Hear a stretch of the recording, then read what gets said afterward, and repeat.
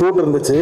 அவரோட ப்ரொடியூசருக்காக நாளைக்கு தள்ளி போட்டு அவரும் டைம் ஸ்பெண்ட் பண்ணி வந்திருக்காரு. அவருக்கும் நன்றி. அப்புறம் I just want to wish the whole team, Sandy and Arjun, the whole team, director எல்லாருக்குமே வந்து வாழ்த்துக்கள் சொல்லிக்கிறேன்.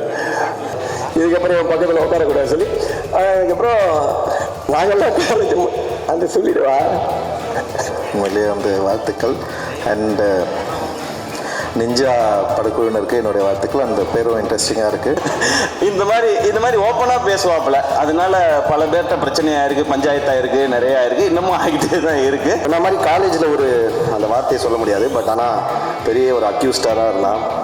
பயங்கரமாக இதனால் அதையும் சொல்லிடலான்னு பார்க்குறேன். ஒன்று இந்த பிக் பாஸ்னு ஒரு ஷோ ஒன்று போயிருந்தேன். அந்த டைமில் வந்து உள்ள நான் சாண்டி நல்லா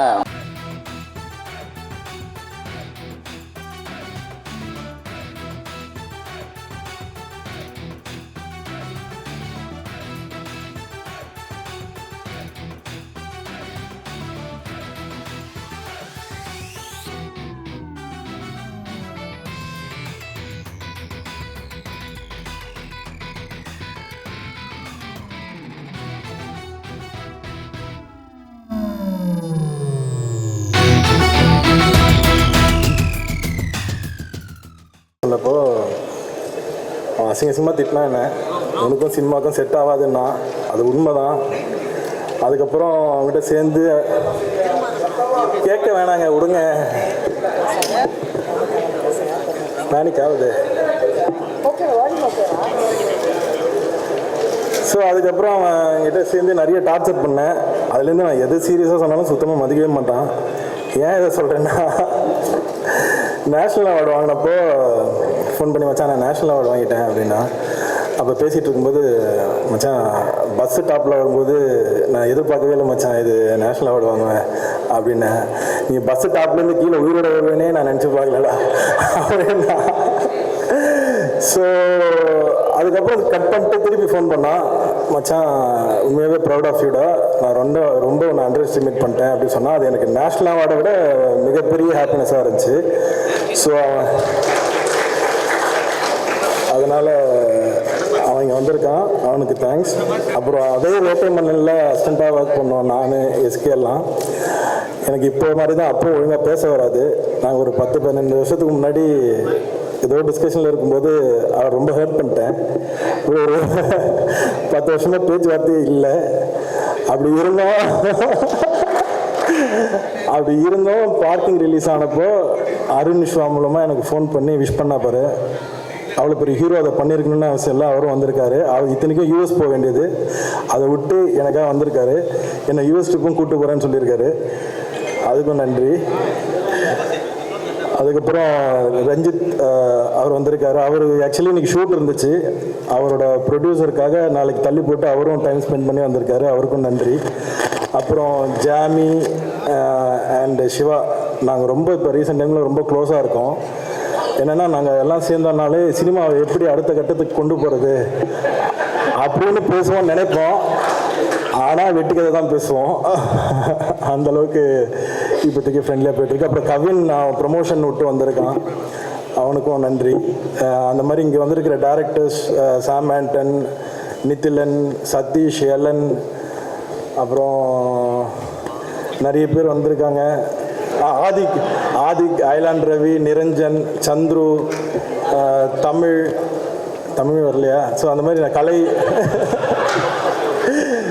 அப்புறம் ப்ரொடியூசர்ஸ் கலை, கார்த்தி, சந்தானம், அந்த மாதிரி நிறைய பேர் வந்திருக்காங்க. ஆனால் விட்டால் மன்னிச்சிருங்க, பயமாக இருக்குது. ஏன்னா நைட்டு ஃபோனை குடிச்சிட்டு ஃபோனை வச்சு திட்டுவானுங்க, அதுவே கொஞ்சம் பயம். அதுக்கப்புறம் அப்புறம் த டீம் கலைவரம் வந்திருக்கான், கலைக்கும் நன்றி. அப்புறம் அண்ணன் நந்தகுமாருக்கும் நன்றி. அதுக்கப்புறம் டீமை பற்றி சொல்லணும். ப்ரொடக்ஷன் நம்பர் 5 வந்து விக்னேஷ் பலூனில் என்னோடய அசிஸ்டண்ட்டு. ஸோ எனக்கு ரொம்ப ப்ரௌடாக இருக்குது. ஏன்னா பலூனில் என் கூட 4 பேர் ட்ராவல் பண்ணாங்க அசிஸ்டண்ட்டாக. 3 பேரை நான் டேரக்டர் ஆக்கிட்டேன். 3வது இவன், இன்னும் ஒருத்தன் தான் இருக்கான், அவனும் சீக்கிரம் டேரக்டர் ஆகிடுவான். ஏன்னா எனக்கு நான் பலூன் முடிச்சுட்டு ஏதோ ஒரு விஷயத்துக்காக எனக்கு தெரிஞ்ச ஒரு ஃப்ரெண்டுக்கு வந்து ஃபோன் பண்ணேன், எனக்கு ஒரு ஆர்டிஸ்ட் கிட்ட நரேஷன் வேணும் அசிஸ்டண்ட்டுக்கு அப்படின்னு சொல்லி. அப்போ வந்து ஓகே அந்த டேரக்டர் என் அசிஸ்டண்ட்டுக்குன்னு சொல்ல ஒரு டேரக்டருக்கு வேணும்னா அவன் யார் அசிஸ்டன்ட் கேட்டான், என்னோட அசிஸ்டன்ட் தான் சொன்னேன். அதுக்கப்புறம் அவன் ஃபோனே எடுக்கிறதில்ல. எனக்கு அது ரொம்ப ஹேர்ட் ஆகிடுச்சு. அப்புறம் சரி ஓகே நம்ம ப்ரொடக்ஷன் கம்பெனி ஆரம்பித்தப்போ எனக்கு வந்து சரி அவங்கள வச்சு கண்டிப்பாக எல்லோரும் நான் வந்து டேரக்டர் ஆகணும்னு ஆசைப்பட்டேன், ஆக்கிட்டுருக்கேன். ஸோ அதில் ஒர்க் பண்ணுறாரு. இப்போ வந்து அந்த டீமில் வந்து ஹீரோ வந்து அர்ஜுன் தாஸ். அவருக்கு முந்தைய நைட்டு பாம்பேயில் ஒரு சின்ன ஆக்ஷன் சீக்வன்ஸில். ஸோ அவர் ஹாஸ்பிட்டலைஸ்டு வர முடியல. And heroine Teju. அப்புறம் அந்த படத்தில் மியூசிக் வந்து ஹேஷம். அவருக்கும் ரொம்ப அவங்க சீரியஸ் சுச்சுவேஷனில் இங்கே வந்திருக்காரு எனக்காக. அதுக்கப்புறம் திலீப் சுப்ராயன் ஃபைட் மாஸ்டர். அவன் வந்து லைஃப் பூரா எனக்கு ஹெல்ப் பண்ணிட்டே தான் இருக்கான் இப்போ வரைக்கும். அவனுக்குன்னு நான் எதுவுமே பண்ணதில்லை, அவன் தான் எனக்கு பண்ணிக்கிட்டே இருக்கான். தேங்க்ஸ் மச்சான். அந்த மாதிரி அடுத்த டீம் வந்து தாஸ் ராமசாமி. அவன் பேர் ஏதோ முருகுன்னு மாற்றிட்டான். அது ஏன்னு கேட்டால் 1 மணி நேரம் பேசுகிறான். சரி அதை விட்டுட்டேன். அதில் வந்து Bharath hero and Prarthana heroine.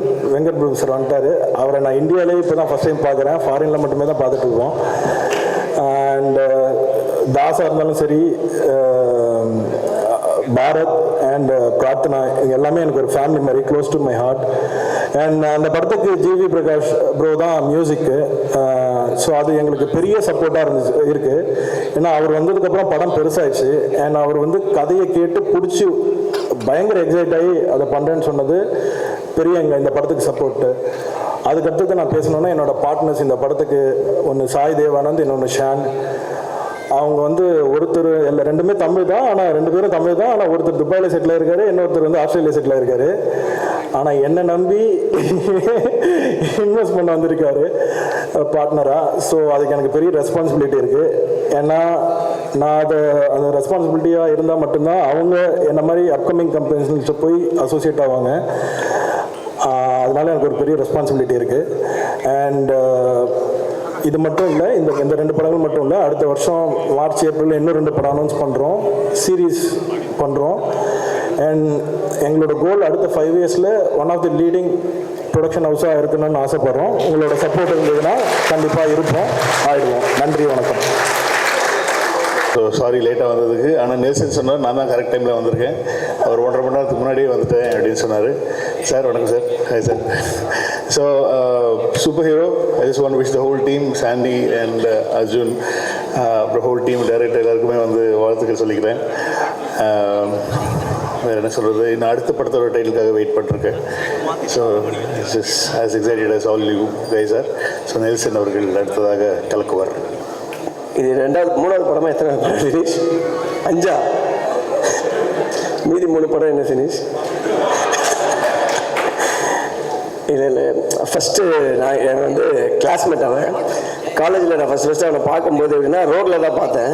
ஏன்னா நான் காலேஜ் போயிட்டு இருந்தேன். அப்போ வந்து பஸ்ஸு மேலே டாப்பு, அது இல்லைன்னா அப்போ காலேஜ் படிக்கும்போது எல்லாருமே இந்த பஸ்ஸு டாப்பில் வரதெல்லாம் ஒரு கெத்தாக நினச்சி ஒன்று பண்ணுறதில்ல நம்மளால ஒருத்தன் அம்மா எதாவது யோசிச்சுட்டே இருப்பான். தனியாக போய் ஒரு நாள் ஒரு பையன் வரான், கீழே மச்சான் கீழே வந்து யாரோ போராட்டம் பண்ணுறாங்க அப்படின்னா. காலேஜில் என்ன போராட்டம்? யாருன்னா இவன் தான்டா சினிஷ் தான் போராட்டம். கீழே போய் பார்த்தா தனியாக நின்றுட்டு இருக்கான். தனியாக நின்றுட்டு எதுவோ மொத்தமாக மாற்ற சொல்கிறான். காலேஜ் டைமிங்கை மாற்ற சொல்கிறானா என்ன மாற்ற சொல்கிறான் எனக்கு தெரியல. என்னென்னமோ பேசுகிறான். மேலே இருந்து பசங்க வா மேலே எங்களை பார்த்து முறைக்கிறான். மேலே பார்த்து முறைச்சிட்டு அதுக்கப்புறம் மேலே என்னென்னமோ கூப்பிட்றோம். அதுக்கப்புறம் மேலே வந்து திட்டுறான். ஏண்டா ஒருத்தர் இறங்கி யாராவது ஒருத்தர் ஆரம்பிச்சேன் நீங்களாம் வரணும் இல்லை, எங்கே வரணும் இல்லை வாடா உட்காரான்னு சொல்லி அப்பத்துலேருந்து சொல்லிட்டு என்னென்னா நமக்கு என்ன ஒப்பீனியன்னா கன்ஃபார்மாக இது வந்து வேலைக்கு ஆகாது, பெஞ்சை மாற்றிட்டேன், இதுக்கப்புறம் என் பக்கத்தில் உட்காரக்கூடாது சொல்லி. அதுக்கப்புறம் நாங்கள்லாம் காலேஜ் அந்த சொல்லிடுவா. என்னென்னா ஃப்ரெண்டு ஒருத்தர் இருக்கா சத்யான்னு சொல்லி, என்ன பண்ணிட்டா நாங்கள் ஃபஸ்ட்டு செமிஸ்டரில் எழுதின ஒரு சப்ஜெக்ட் வந்து எல்லாருக்கும் ரிசல்ட் வந்துடுச்சு.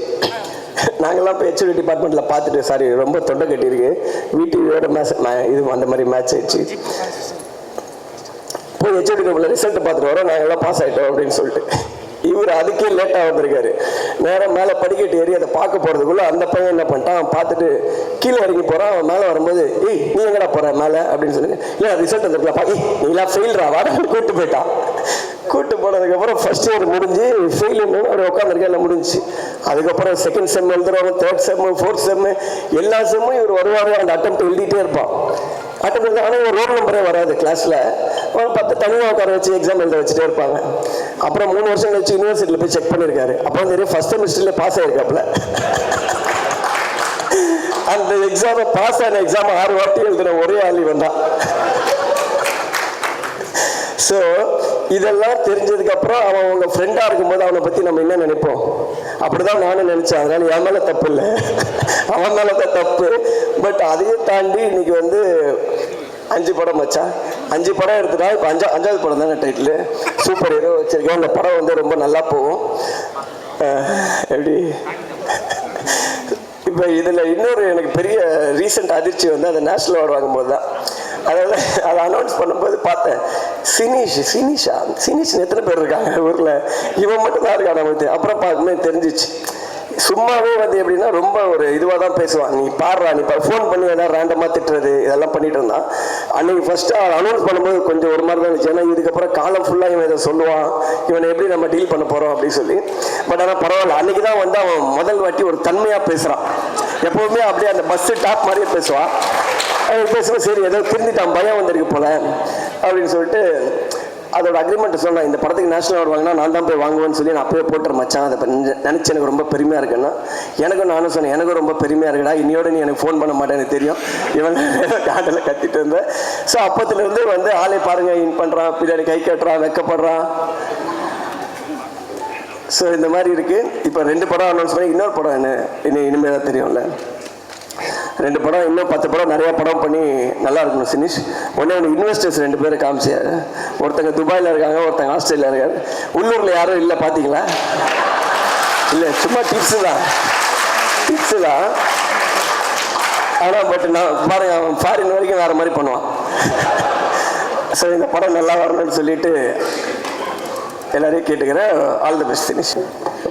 நிறைய பேர் இருக்காங்க, ரொம்ப சந்தோஷமாக இருக்குது இந்த மாதிரி ஃபங்க்ஷனில் வந்து எல்லோரும் மீட் பண்ணுறது.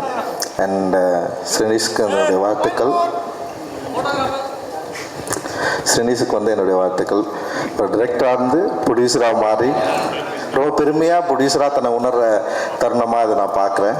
ரொம்ப சந்தோஷம். அதுவும் தன்னுடைய உதவி இயக்குநர்களை இயக்குனராக மாற்றி பார்க்குறதுல ரொம்ப சந்தோஷமாகவும் கர்வமாகவும் பேசினதை வந்து நான் ரொம்ப மகிழ்ச்சியாக பார்க்குறேன். அண்டு ரொம்ப பொறுப்புமிக்க ஒரு தயாரிப்பாளராக இருக்கிறாரு. நேஷனல் அவார்டு வாங்கினது பற்றியெல்லாம் வந்து ரொம்ப சந்தோஷமாக அதுக்கு ஒரு பார்ட்டி வச்சு கொண்டாடின ஒரு தயாரிப்பாளராக இருக்கார். உண்மையிலேயே வந்து வாழ்த்துக்கள். அண்டு நிஞ்சா படக்குழுவினருக்கு என்னுடைய வாழ்த்துக்கள். அந்த பேரும் இன்ட்ரெஸ்டிங்காக இருக்குது. இந்த படம் பெரிய வெற்றி அடையணும். இந்த படத்தில் என்னுடைய நண்பர் சாய் தேவானந்த் வந்து தயாரிப்பாளராக இணைஞ்சிருக்கிறதுல வந்து எனக்கு ரொம்ப சந்தோஷம். ஏன்னா சாய் வந்து ஒரு என்ன சொல்கிறது, ரொம்ப சினிமா மேலே தீவிர பற்று கொண்ட காதல் கொண்ட ஒரு மனிதர். அவருடைய திரைப்பட என்ன சொல்கிற அவர் ஒரு திரைப்பட ரசிகனாக அவருக்கு என்னென்ன படங்கள் பிடிக்கும்னு எனக்கு தெரியும். ஆனால் தமிழ் சினிமாவில் என்ன மாதிரி படம் எடுக்கணும்னு அவர் ரொம்ப தீராத ஒரு காதல் கொண்டு நிறைய திரைப்படங்களில் ஒரு என்ன சொல்கிற சீரியஸ் டைப்லையும் சரி, அதே நேரத்தில் வந்து இண்டிபெண்டன்ட் சினிமா எடுக்கிறதுலையும். இன்னொன்று வந்து வேட்டுவம் மாதிரி ஒரு பெரிய ஃபிலிம் பட்ஜெட்டில் என் கூட சேர்ந்து ஒர்க் பண்ணுறதில்ல எந்த விதமான தயக்கமும் இல்லாமல் ஒரு நல்ல சினிமா எடுக்கணும்னு சொல்லிட்டு பெரிய ஆர்வத்தோடு இருக்கிற சாய் தேவானந்த் வந்து இன்னும் நிறைய படங்களை அவர் வந்து செய்யணும். அண்ட் வந்து இந்த படத்தில் உங்களோடு சேர்ந்து ஒர்க் பண்ணுறதுல எனக்கு ரொம்ப மகிழ்ச்சி. அண்ட் ஸ்ரீனிஷுக்கும் மற்றும் படக்குழுவினருக்கு என்னுடைய வாழ்த்துக்கள். நன்றி. எல்லாருக்கும் வணக்கம், வாழ்த்துக்கள். ஃபஸ்ட் வந்து சூப்பர் ஹீரோ டீமுக்கு and Arjun Das wishing a speedy recovery. And இந்த படம் உங்களுக்கு பெரிய சக்ஸஸ் ஆகட்டும்.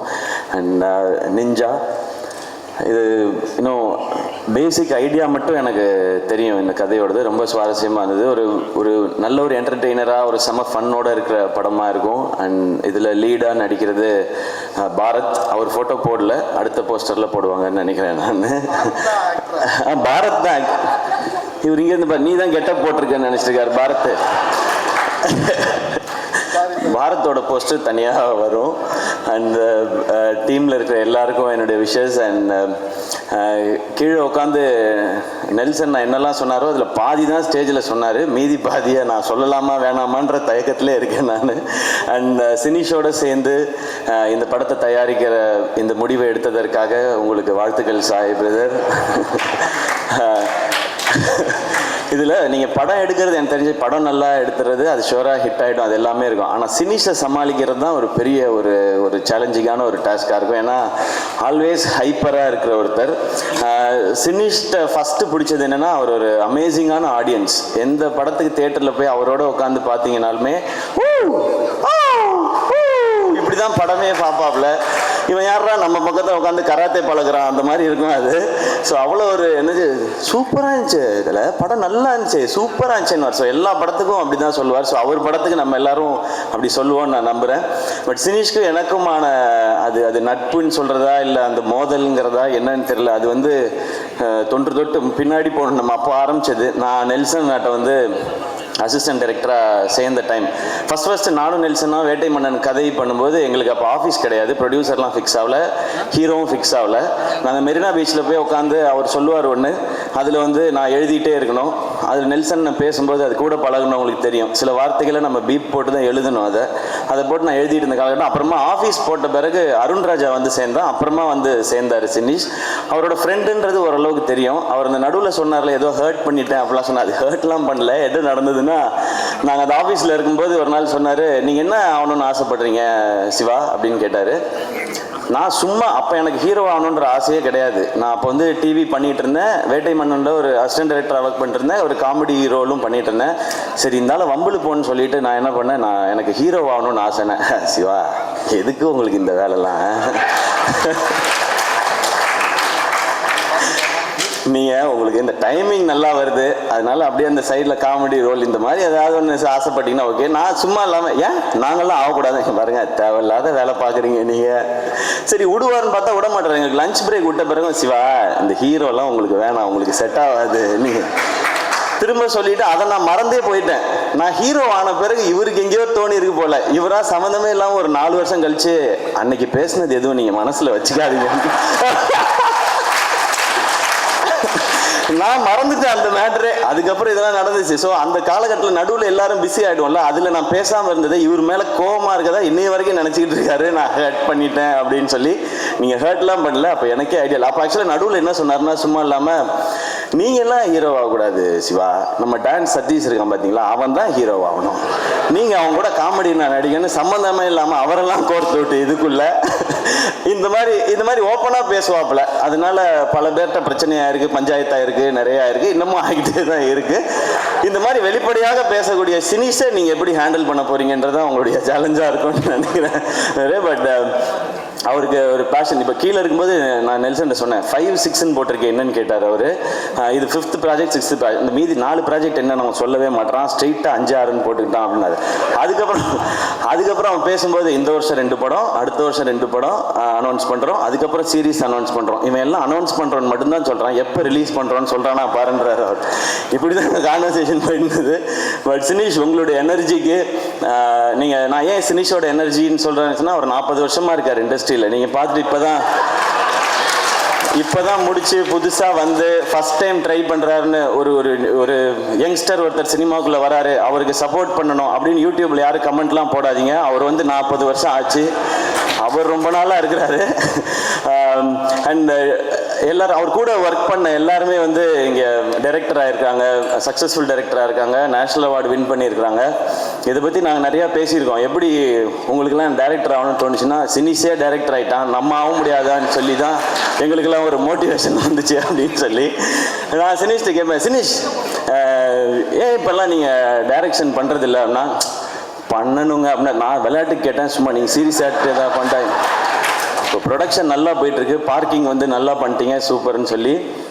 ஆக்சுவலாக எப்படிப்பட்ட உஷாரான ஆளுங்கிறதுக்கும் ஒரு பாயிண்ட் சொல்லிடுறேன். பார்க்கிங் படம் வந்து இன்னொரு ப்ரொடியூசரோட சுதனோட சேர்ந்து தான் அவர் பண்ணியிருக்காரு. அக்ரிமெண்ட் போடும்போது ஒருத்தன் என்ன கான்ஃபிடென்ஸ், என்ன உஷாராக இருந்தால் இந்த படத்துக்கு எந்த அவார்டு கிடைச்சாலும் நான் தான் போய் வாங்குவேன்னு ஒரு அக்ரிமெண்ட்டில் ஒரு பாயிண்ட் போட்டிருக்காங்கன்னா என்ன கான்ஃபிடென்ஸ் லெவல்னு பார்த்துக்குங்க. அவ்வளோ ஒரு உஷாரான ஆள். ஸோ அவார்டையே அப்படி பண்ணி வாங்கிப்பாருன்னா பணத்தை எப்படி செட்டில்மெண்ட் வாங்குவாப்லன்றதும் உங்களுக்கு நல்லா தெரிஞ்சு. ஸோ தினேஷ் எங்களுக்கு ரொம்ப சந்தோஷம் இந்த நிகழ்ச்சியில் வந்தது. இன்னொன்று அவருக்கு பின்னாடி இண்டஸ்ட்ரியில் பின்னாடி ஆள் இருந்தோ இல்லை ப்ரொடியூசரோட பையனோ டைரக்டரோட பையனோ அதெல்லாம் கிடையவே கிடையாது. அவராக இந்த இண்டஸ்ட்ரியில் எப்படி நெல்சன் கூட காலேஜில் படித்து சினிமா மேலே இன்ட்ரெஸ்ட் வந்து அசிஸ்டன்ட் டைரக்டராக இருந்து டைரக்டர் ஆகி அதுக்கப்புறம் ப்ரொடியூசர் ஆகி சக்ஸஸ்ஃபுல்லாகினா அவருக்கு ஒரு ஜேர்னி இருக்குது. எந்த பேக்ரவுண்டும் இல்லாமல் இவ்வளோ பேரை சம்பாரிச்சிருக்கான்றது தான் சினிஷோட சக்ஸஸாக நான் பார்க்குறேன். இப்போ வந்து பார்க்கும்போது ரெடின்னு சொன்னார், 100 நாள் ஃபங்க்ஷன் மாதிரி இருக்குது இதுவே அப்படின்னாரு. கண்டிப்பாக அந்த மாதிரி ஃபங்க்ஷனும் இருக்கும். அப்போ எல்லாரும் சேர்ந்து இவ்வளோ பேரும் வருவோமான்னு தெரியல. சினிஸு திடீர்னு இட்டு கொடுத்துட்டான், நிறையா சம்பாதிச்சிட்டான், இந்த இதுக்கு போகணுமான்னு காண்டா கூட நாங்கள் சுற்றுறதுக்கு வாய்ப்பு இருக்குது. அதனால இப்போயே நாங்கள் வாழ்த்திக்கிறோம். டெஃபினட்டாக இந்த படத்தோட கதை ஐடியா கேட்டப்போ இது எல்லாருக்கும் ப்ராஃபிட்டபுளாக ஆடியன்ஸை என்டர்டெயின் பண்ணுற ஒரு படமாக இருக்கும். நிஞ்சாக்கும் சூப்பர் ஹீரோக்கும் என்னுடைய வாழ்த்துக்கள். இந்த படத்தில் பங்கு பெற அனைவருக்கும் என்னுடைய வாழ்த்துக்கள். இந்த படம் சக்ஸஸ் ஆகட்டும். இந்த சக்ஸஸ் மீட்டில் திரும்ப நாங்கள் எல்லோரும் வந்து சந்திக்கிறோம். பார்ட்டி கொடுத்துருவீங்கல்ல? நான் ஒன்றும் பண்ண போகல, சைட் டிஷ் தான் சாப்பிட போகிறேன்.